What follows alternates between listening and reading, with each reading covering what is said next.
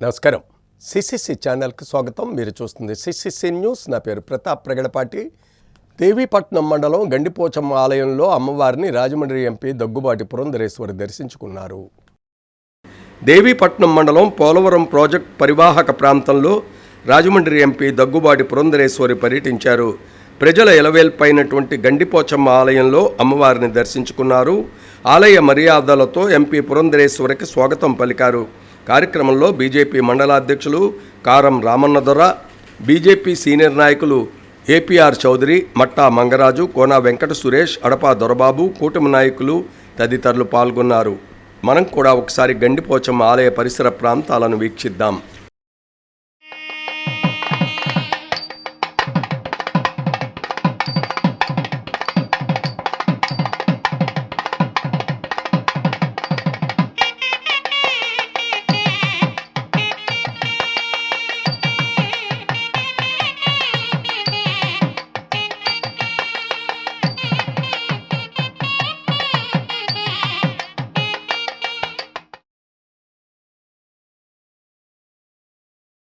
రాజమండ్రి తుమ్మలావ పాలాసుపత్రి సమీపంలో అగ్ని ప్రమాదం జరిగింది. తుమ్మలావ అగ్ని ప్రమాద ఘటనా స్థలాన్ని ఎమ్మెల్యే ఆదిరెడ్డి శ్రీనివాస్ పరిశీలించారు.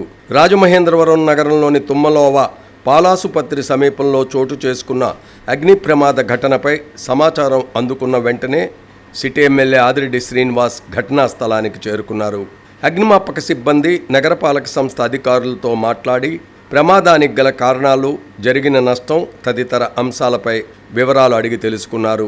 ఈ ఘటనలో నగరపాలక సంస్థకు చెందిన బ్లీచింగ్ పౌడర్ నిల్వలు, ప్లాస్టిక్ డస్ట్బిన్లు పూర్తిగా అగ్నికి ఆహుతైనట్లు అధికారులు ఎమ్మెల్యే వాసుకి వివరించారు. ఎమ్మెల్యే ఆదిరెడ్డి శ్రీనివాస్ మాట్లాడుతూ ప్రజలు అప్రమత్తంగా ఉండాలని, అగ్ని ప్రమాదాల నివారణకు అవసరమైన జాగ్రత్తలు తప్పనిసరిగా పాటించాలని సూచించారు. ఇలాంటి ఘటనలు పునరావృతం కాకుండా సంబంధిత అధికారులు భద్రతా చర్యలను మరింత కట్టుదిట్టం చేయాలన్నారు. అలాగే ఘటనకు గల పూర్తి కారణాలపై సమగ్ర నివేదిక సిద్ధం చేసి అవసరమైన చర్యలు తీసుకోవాలని నగరపాలక సంస్థ అధికారులకు ఎమ్మెల్యే వాసు సూచించారు.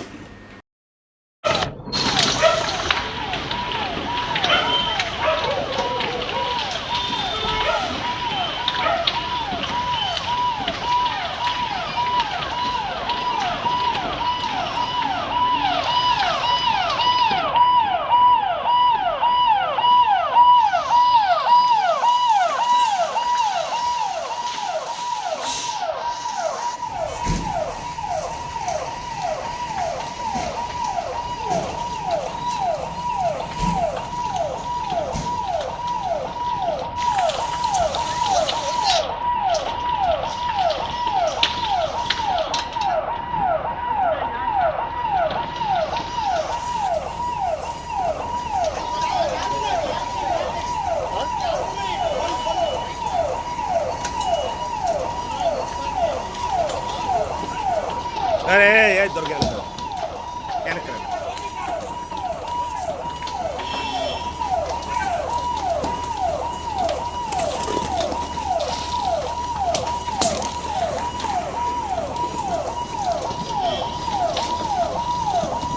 ఆన్ చేయి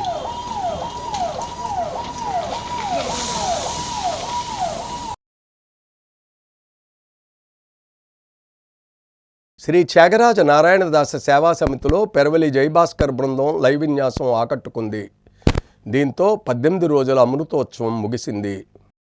శ్రీ త్యాగరాజ నారాయణదాస సేవా సమితి 75 వసంతాల సందర్భంగా రాజమండ్రి గోదావరి గట్టున గల సమితి ప్రాంగణంలోని ఏసీ ఆడిటోరియంలో 18 రోజుల పాటు సందడి చేసిన అమృతోత్సవం దిగ్విజయంగా ముగిసింది.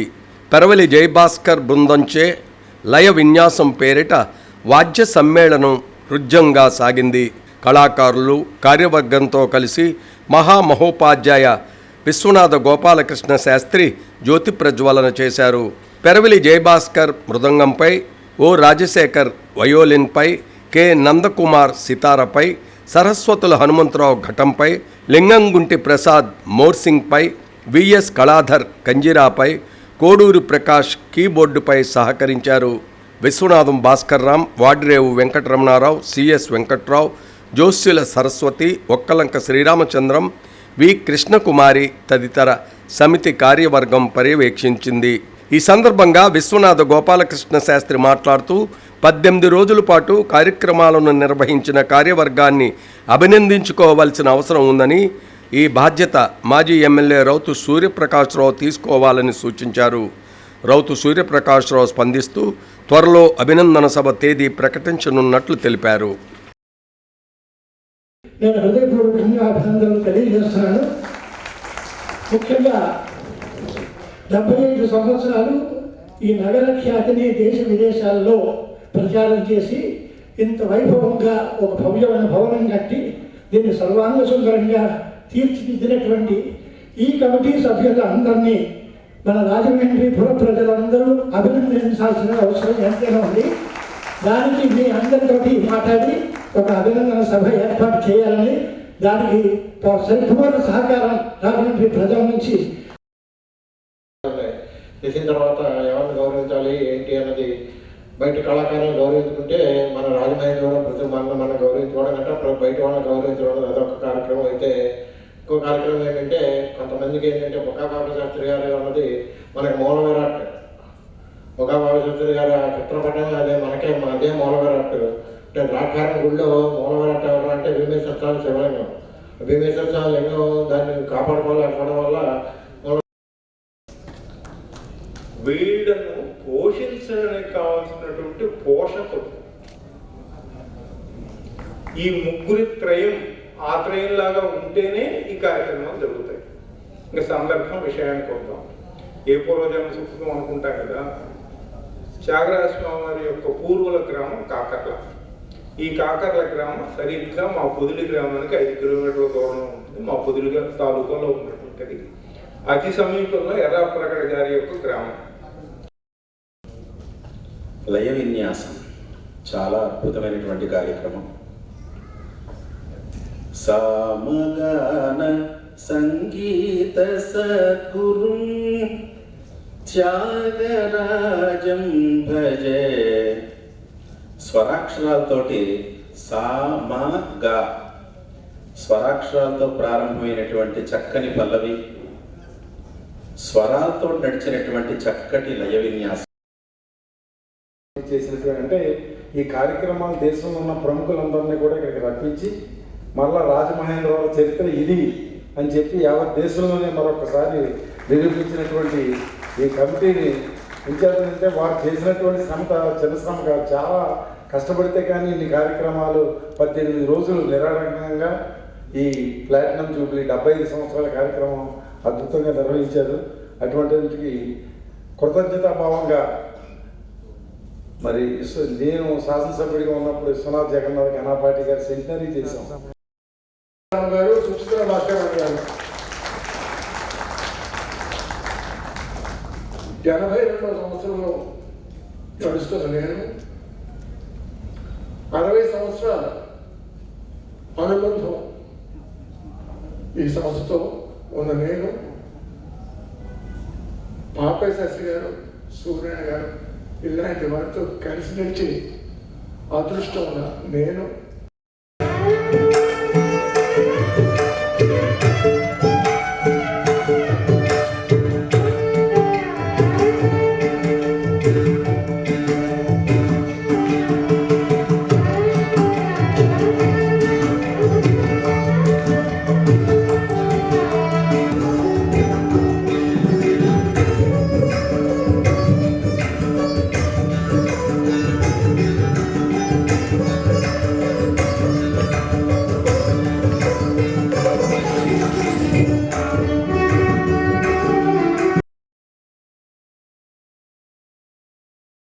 రాజమండ్రి నగరానికి రాష్ట్ర ఉప ముఖ్యమంత్రి పవన్ కళ్యాణ్ విచ్చేస్తున్నారు.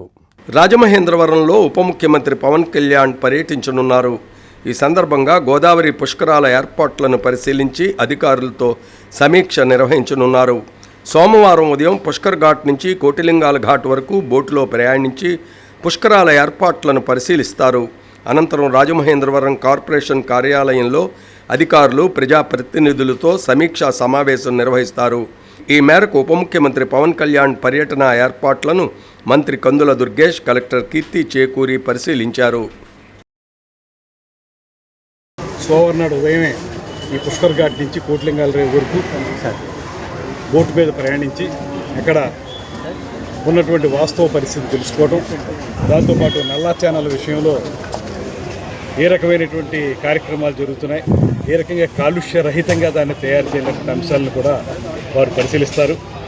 ఆ తర్వాత రాజమండ్రి మున్సిపల్ కార్పొరేషన్ ఆఫీసులో కలెక్టర్ గారి నేతృత్వంలో పూర్తి స్థాయిలో సమీక్ష జరుగుతుంది పుష్కరాలకు సంబంధించి. దీంట్లో జిల్లాకు సంబంధించినటువంటి ప్రజాప్రతినిధులు అందరూ పాల్గొంటున్నారు. ఆ సమీక్షలో ఒక సంవత్సర కాలంగా మనం చేయాల్సినటువంటి కార్యక్రమాలు ఏంటి, ఏ రకంగా మన పుష్కరాలని సమర్థవంతంగా నిర్వహించుకోవాలనేటువంటి అంశం మీద కూడా వారు దిశానిర్దేశం చేస్తారు. దాంతోపాటు ముఖ్యమైనటువంటి అంశం, ఇవాళ గోదావరి ఎంత అద్భుతమైనటువంటి నది అయినప్పటికీ కూడా కాలుష్యం అనేటువంటిది కూడా పెద్దగా ఉన్నటువంటి సందర్భం. దాంతోపాటు కొన్ని ప్రధానమైన అంశాలు నల్లా ఛానల్ విషయం కానివ్వండి, లేకపోతే వాటర్ వర్క్స్ కానివ్వండి, వీటికి సంబంధించి కొన్ని జాగ్రత్తలు తీసుకున్నట్లయితే ప్రజలకి తాగునీరు మంచిగా అందించవచ్చు అనేటువంటి ఆలోచనతోటి, దాంతోపాటు దీన్ని నేషనల్ రివర్ కన్జర్వేషన్ ప్రోగ్రాంలో పెట్టినట్లయితే దానికి సంబంధించి చేసుకునేటువంటి కొన్ని జాగ్రత్తలు ఇవన్నీ కూడా క్షుణ్ణంగా పరిశీలించడానికి వారు ఇచ్చేస్తున్నారు. కూటమి ప్రభుత్వం ఏర్పడి 2 ఏళ్లు పూర్తవుతున్న సందర్భంగా రాజమహేంద్రవరం సిటీ నియోజకవర్గంలో అభివృద్ధి కార్యక్రమాలతో పాటు కూటమి క్యాడర్ను మరింత బలోపేతం చేయాలనే లక్ష్యంతో మన వార్డులో మన ఆదిరెడ్డి పేరుతో వినూత్న కార్యక్రమాన్ని చేపడుతున్నట్లు ఎమ్మెల్యే ఆదిరెడ్డి శ్రీనివాస్ వెల్లడించారు. జూన్ 12 నుంచి ప్రారంభమయ్యే ఈ కార్యక్రమంలో వారానికి 2 రోజులు 2 వార్డుల్లో పర్యటిస్తూ అధికారులతో సమీక్షలు, కార్యకర్తలతో ముఖాముఖి, కార్యకర్త ఇంట్లో బస, శానిటేషన్ పరిశీలనలు నిర్వహిస్తానని సీఎంఆర్ఎఫ్ చెక్కుల పంపిణీ కార్యక్రమంలో భాగంగా ఆయన మీడియా సమావేశంలో మాట్లాడారు. కూటమి ప్రభుత్వం ఏర్పడిన 2 ఏళ్లలో సిటీ నియోజకవర్గంలో అనేక అభివృద్ధి కార్యక్రమాలు చేపట్టినట్లు ఎమ్మెల్యే ఆదిరెడ్డి శ్రీనివాస్ తెలిపారు.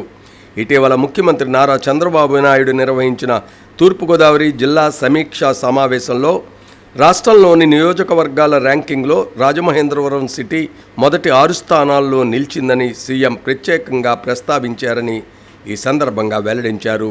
జూన్ 12 నుంచి ప్రారంభమయ్యే ఈ కార్యక్రమంలో వారానికి 2 రోజులు 2 వార్డుల్లో పర్యటిస్తానని ఎమ్మెల్యే ఆదిరెడ్డి శ్రీనివాస్ తెలిపారు. కార్యక్రమంలో భాగంగా 2 వార్డుల మధ్య ప్రాంతాల్లో సమీక్షా సమావేశం, police, municipal, sanitation, revenue, water, విద్యుత్ శాఖ అధికారులతో సమీక్ష నిర్వహిస్తామని, భవిష్యత్ అవసరాలను గుర్తిస్తామన్నారు. డ్రైనేజీ, రోడ్లు, నీటి సమస్యలు, శానిటేషన్ అంశాలపై కీలక నిర్ణయాలు తీసుకుంటామన్నారు. అధికారులు మాత్రమే కాకుండా కార్యకర్తలు కూడా మాట వినిపించేలా ఈ కార్యక్రమాన్ని రూపొందించామన్నారు. మన వార్డులో మన ఆదిరెడ్డి కార్యక్రమంలో భాగంగా కార్యకర్త లేదా నాయకుడి ఇంట్లో రాత్రి బస చేస్తానని ఎమ్మెల్యే ప్రకటించారు. రాత్రి కార్యకర్తలతో భోజనం చేసి వారి కుటుంబ సభ్యులతో మాట్లాడి సమస్యలు తెలుసుకుంటానన్నారు. ఉదయం శానిటేషన్ డ్రైవ్, వాటర్ సప్లై పరిస్థితులపై పరిశీలన నిర్వహిస్తానని చెప్పారు. రాజమహేంద్రవరం చరిత్రలో ఏ ప్రజాప్రతినిధి కూడా చేపట్టని విధంగా ఈ కార్యక్రమం ఉంటుందని తెలిపారు. ప్రాంతాన్ని బట్టి వ్యాపారులు, మహిళలు, డాక్టర్లు తదితర వర్గాలతో ప్రత్యేక సమావేశాలు నిర్వహిస్తామని ఎమ్మెల్యే ఆదిరెడ్డి వాసు వివరించారు. నగరంలో తెలుగుదేశం, జనసేన, బీజేపీ నాయకత్వాన్ని కలుపుకుంటూ సుమారు 300 రాజకీయ పదవులు ఇచ్చినట్లు ఎమ్మెల్యే ఆదిరెడ్డి వాసు పేర్కొన్నారు. ముఖ్యమంత్రి సహాయ నిధి ద్వారా ఇప్పటి వరకు 5,07,81,071 రూపాయలు విలువైన 596 చెక్కులు పంపిణీ చేసినట్లు ఎమ్మెల్యే ఆదిరెడ్డి శ్రీనివాస్ వెల్లడించారు. ఇంకా 2,80,00,000 విలువైన 138 దరఖాస్తులు పెండింగ్లో ఉన్నాయన్నారు. మే 27, 28 తేదీల్లో డిజిటల్ మహానాడు కార్యక్రమాన్ని రాజమహేంద్రవరం సిటీలో 10 క్లస్టర్లుగా నిర్వహిస్తున్నట్లు తెలిపారు. ప్రతి క్లస్టర్లో బూత్ ఏజెంట్, యూనిట్ ఇన్ఛార్జీలు, కుటుంబ సాధికారత సభ్యులు, రాష్ట్ర నాయకులు పాల్గొంటారని పేర్కొన్నారు. పొదుపు చర్యల్లో భాగంగా పెద్ద ఎత్తున జిల్లా మహానాడు నిర్వహించకుండా స్థానికంగా డిజిటల్ విధానంలో కార్యక్రమాన్ని చేపడుతున్నామన్నారు. అనంతరం ముఖ్యమంత్రి సహాయ నిధి ద్వారా ఇప్పటివరకు మంజూరైన చెక్కులను లబ్ధిదారులకు ఎమ్మెల్యే ఆదిరెడ్డి శ్రీనివాస్ అందజేశారు. కార్యక్రమంలో టీడీపీ, బీజేపీ, జనసేన కూటమి నాయకులు, అనుబంధ సంస్థల ప్రతినిధులు, అభిమానులు అధిక సంఖ్యలో పాల్గొన్నారు. ఒక నూతనమైన కార్యక్రమం మన వార్డులో మన ఆదిరెడ్డి అనే ఒక కార్యక్రమాన్ని శ్రీకారం చుట్టడం జరుగుతూ ఉంది.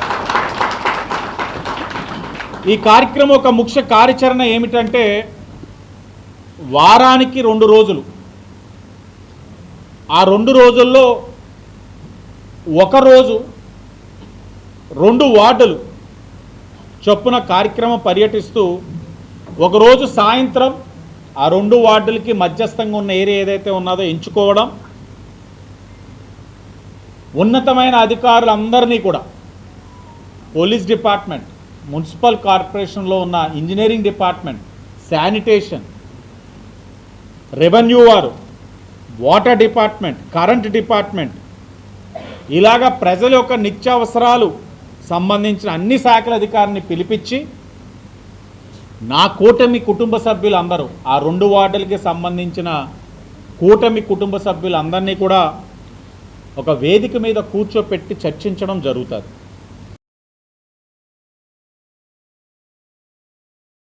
కాకినాడలో విభిన్న ప్రతిభావంతుల ప్రత్యేక గ్రీవెన్స్ సెల్ నిర్వహించారు. జిల్లా కలెక్టర్ ఎంఎన్ హరీందర్ ప్రసాద్ నేరుగా దివ్యాంగుల నుంచి అర్జీలు స్వీకరించారు. కాకినాడ జిల్లాలోని దివ్యాంగుల సంక్షేమ సమస్యల పరిష్కారం నిమిత్తం శనివారం కలెక్టరేట్ పీజీఆర్ఎస్ ప్రజావాణి హాలులో ప్రత్యేక గ్రీవెన్స్ జరిగింది.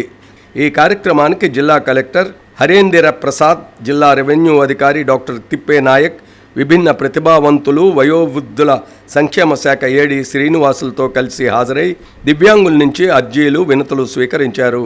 కార్యక్రమంలో పెన్షన్లు, గృహం, సహాయ పరికరాల మంజూరు, విద్య, ఉపాధి, ఆరోగ్య సేవలు, సంక్షేమ పథకాలు, శాఖాపరమైన విషయాలకు సంబంధించి మొత్తం 62 అర్జీలు అందాయి. ఈ అర్జీలను ఆయా శాఖల అధికారులకు సూచిస్తూ పరిష్కరించాలని జిల్లా కలెక్టర్ ఆదేశించారు. జిల్లా కలెక్టర్ హరీందర్ ప్రసాద్ మాట్లాడుతూ రాష్ట్ర ప్రభుత్వ ఆదేశాల ప్రకారం ప్రతి నెల 3వ శనివారం ప్రత్యేక దివ్యాంగుల గ్రీవెన్స్ నిర్వహించబడుతుందన్నారు. కార్యక్రమం కాకినాడ జిల్లాలో నేటి నుంచి ప్రారంభమైందని జిల్లా కలెక్టర్ తెలిపారు. విభిన్న ప్రతిభావంతుల సంక్షేమం, సమస్యల పరిష్కారానికి అత్యంత ప్రాధాన్యత ఇస్తూ జిల్లాలో దివ్యాంగుల సమస్యలను పరిష్కరించడానికి నిర్వహిస్తున్న ఈ ప్రత్యేక గ్రీవెన్స్ ద్వారా జిల్లాలోని దివ్యాంగులు పెన్షన్లు, సహాయ పరికరాలు మంజూరు, విద్య, ఉపాధి, ఆరోగ్య సేవలు, కుటుంబ సమస్యలు, సంక్షేమ పథకాలు, ఇతర విషయాలకు సంబంధించి తమ వినతి పత్రాలను, దరఖాస్తులను నేరుగా జిల్లా అధికారులకు సమర్పించవచ్చన్నారు. ఈ సమస్యలపై జిల్లా అధికారులు తక్షణమే స్పందించి నిర్ణీత సమయంలోపు పరిష్కారానికి తగిన చర్యలు చేపట్టడం జరుగుతుందని జిల్లా కలెక్టర్ తెలిపారు. జిల్లాలో గల దివ్యాంగులు రాష్ట్ర ప్రభుత్వం కల్పిస్తున్న ఈ అవకాశాన్ని సద్వినియోగం చేసుకోవాలని కలెక్టర్ కోరారు. ఈ గ్రీవెన్స్ కార్యక్రమంలో వివిధ శాఖల జిల్లా స్థాయి అధికారులు తదితరులు పాల్గొన్నారు. కలెక్టరేట్లో ఈ కార్యక్రమం ప్రతి 3వ శనివారం నిర్వహించబడుతుంది. ఈ కార్యక్రమం ద్వారా ఎవరైతే విభిన్న ప్రతిభావంతులు జిల్లా వ్యాప్తంగా ఉన్నారో వాళ్ళ యొక్క సమస్యలు, అవి పెన్షన్ కావచ్చు, వాళ్ళకి కావాల్సిన ఉపకరణాలు కావచ్చు, భూ సమస్యలు కావచ్చు, ఈ సమయంలో వచ్చి పొద్దున 10 గంటల నుంచి 1 గంటల దాకా వాళ్ళు కలెక్టరేట్కి 3వ శనివారం వచ్చి వాళ్ళ యొక్క ఫిర్యాదుని చేసుకుంటే తప్పనిసరిగా దాని మీద ఒక టైం బౌండ్ మేనర్లో చర్యలు తీసుకొని వాళ్ళ యొక్క సమస్య పరిష్కరించడానికి పూర్తి స్థాయిలో ప్రయత్నించడం జరుగుతుంది. నియోజకవర్గ ముఖ్య నాయకులతో సమావేశం నిర్వహించారు. డిజిటల్ మహానాడు విజయవంతం చేయాలని రాజమండ్రి రూరల్ శాసనసభ్యులు గోరెంట్ల బుచ్చయ్య చౌదరి పిలుపునిచ్చారు. ప్రధానమంత్రి నరేంద్ర మోడీ పిలుపు మేరకు పొదుపు చర్యల్లో భాగంగా ఈసారి డిజిటల్ మహానాడు నిర్వహిస్తున్నామని, తెలుగుదేశం పార్టీ కుటుంబ సభ్యులందరూ కార్యక్రమాన్ని విజయవంతం చేయాలని రూరల్ శాసనసభ్యులు గోరెంట్ల బుచ్చయ్య చౌదరి పేర్కొన్నారు. ఆదివారం గోరెంట్ల వారి కార్యాలయం నందు రూరల్ నియోజకవర్గ ముఖ్య నాయకులతో ఎమ్మెల్యే గోరెంట్ల సమావేశం నిర్వహించారు. ఎమ్మెల్యే గోరెంట్ల మాట్లాడుతూ ప్రతి సంవత్సరం యుగపురుషుడు, తెలుగువారి ఆరాధ్య దైవం అన్న ఎన్టీఆర్ జన్మదినాన్ని పురస్కరించుకుని పసుపు పండుగ భారీ జన సమీకరణతో జరుపుకుంటున్నామని, ఈసారి విజువల్గా జరుపుకున్నప్పటికీ ప్రతి కార్యకర్త మహానాడును వీక్షించే విధంగా క్లస్టర్ వారీగా స్క్రీన్లను ఏర్పాటు చేసి డిజిటల్ టెక్నాలజీని ఉపయోగించుకుంటూ జరుపుకుంటున్నామని, క్లస్టర్ స్థాయిలో పార్టీ బలోపేతానికి ఇదో సువర్ణ అవకాశమని అన్నారు. రూరల్ నియోజకవర్గంలో 11 క్లస్టర్లు ఉన్నాయని, ఈ నెల 27, 28 తేదీల్లో జరిగే డిజిటల్ మహానాడు కార్యక్రమంలో క్లస్టర్ వారీగా భారీ ఎత్తున కార్యకర్తలందరూ పాల్గొని మహానాడుని విజయవంతం చేయాలని కోరారు. కార్యక్రమంలో రాష్ట్ర హెల్త్ వింగ్ ప్రధాన కార్యదర్శి డాక్టర్ గోరెంట్ల రవిరామ్ కిరణ్, ఎంపీపీ వెలుగుబంటి సత్యప్రసాద్, రాష్ట్ర tourism corporation director Vasireddy Rambabu, AMC chairman Marni Vasudevarao, రాష్ట్ర కార్యదర్శి మజ్జి పద్మావతి, రూరల్ మండల తెలుగుదేశం పార్టీ అధ్యక్షులు మచ్చేటి ప్రసాద్, కడియం మండల తెలుగుదేశం పార్టీ అధ్యక్షులు వెలుగుబంటి రఘురాం, అన్నందేవుల చంటి, కురుకూరి కిషోర్, పిన్నమరెడ్డి ఈశ్వరుడు, ప్రత్తిపాటి రామారావు చౌదరి, పలువురు టీడీపీ నాయకులు పాల్గొన్నారు. రోజున తీర్మానాలు ప్రతిపాదించి చర్చలు చేస్తాయి. అలాగే రాష్ట్ర వ్యాప్తంగా ఉన్న కొన్ని వందల యొక్క క్లస్టర్ ఇన్ఛార్జీల సమక్షంలో క్లస్టర్ లెవెల్లో కూడా కార్యాచరణకి ఆదేశాలు ఇవ్వడం జరిగింది. అక్కడ ఉన్న ప్రముఖులందరినీ కూడా రప్పించి డిబేట్లు చేసి రాష్ట్ర భవిష్యత్తు కోసం తీసుకోవాల్సిన నిర్ణయాల మీద చర్చించేదానికి అవకాశం కల్పించింది. ఇవాళ రాజమహేంద్రం రూరల్లో 11 క్లస్టర్లు ఉన్నాయి. 11 క్లస్టర్లు కూడా అనేక చోట్ల టీవీలు ఏర్పాటు చేసి వాళ్ళ మీడియా ద్వారా కూడా డిబేట్ చేసేదానికి అవకాశం కల్పిస్తూ ఉన్నాం. అందరూ భారీగా పార్టిసిపేట్ చేయమన్నాం. రాష్ట్ర భవిష్యత్తు కోసం ఎన్డీఏ కూటమి సారథ్యంలో తీసుకోవాల్సిన నిర్ణయాలు, అమలవుతున్న తీరు, దానిలో లోటుపాట్లు, రాబోయే భవిష్యత్తులో రాష్ట్రాన్ని ఏ విధంగా ముందుకు తీసుకెళ్ళాలి, ప్రతిపక్షం యొక్క తప్పుడు ప్రచారాన్ని ఎలా ఖండించాలని కూడా చర్చలు జరుగుతాయి. రాజకీయ తీర్మానాలు కూడా ఉంటాయి. దేశ రాజకీయ భవిష్యత్తులో మన రోల్ ఏమిటనేది కూడా నిర్ణయం చేసేదానికి అవకాశం ఉంటుందని సవినీయంగా మనం చేస్తూ